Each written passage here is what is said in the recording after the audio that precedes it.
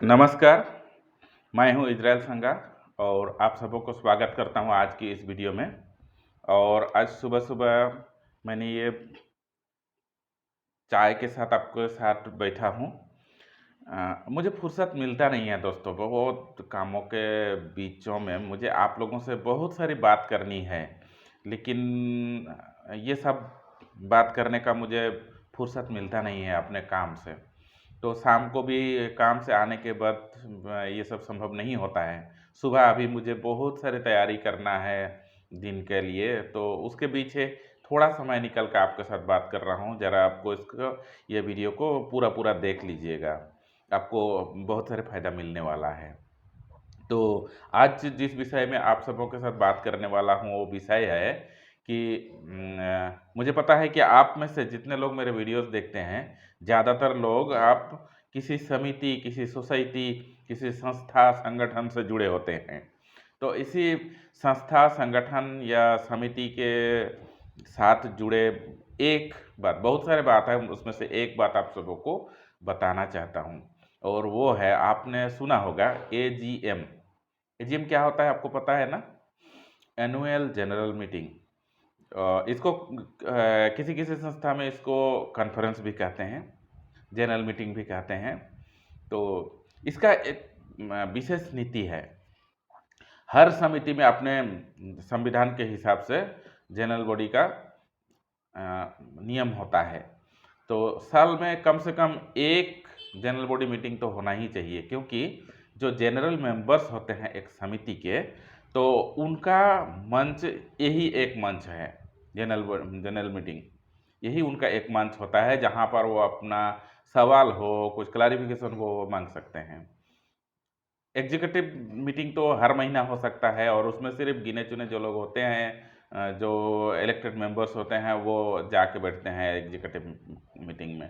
लेकिन जनरल जो लोग होते हैं, उनका एक ही मंच होता है, वो है जनरल मीटिंग।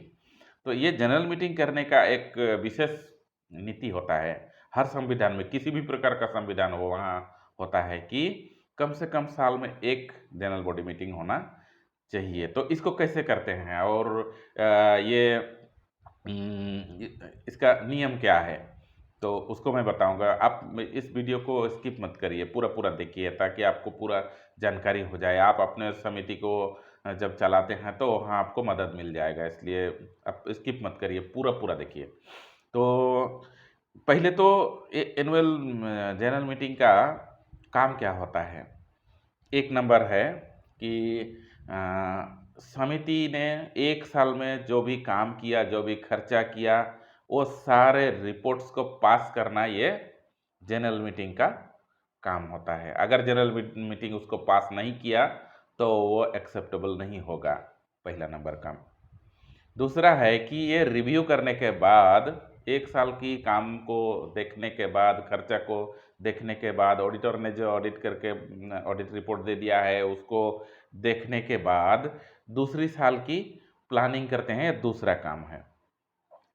तीसरा और आखिरी, तीन ही बात बताऊंगा। ये तीसरा काम होता है कि अगर समिति का नया चुनाव करना हो, तो यही जनरल बॉडी मीटिंग में होता है, कॉन्फ्रेंस में होता है। तो ये तीन काम होता है। इसको कैसे करते हैं ये सुन लीजिए। जनरल बॉडी मीटिंग, या तो पहले वाला जनरल मीटिंग जो हुआ था, उसमें ही दिन और तारीख और स्थान निर्धारित किया जाता है। ये पहला नंबर में वहाँ कर लेते हैं। फिर जब समय आता है, तो एक निर्दिष्ट समय के पहले सारे जनरल मेंबर्स को जानकारी दिया जाता है किस दिन ये मीटिंग होने वाला है। वो प्रेसिडेंट और सेक्रेटरी दोनों मिलके डिसाइड करते हैं और जानकारी देते हैं।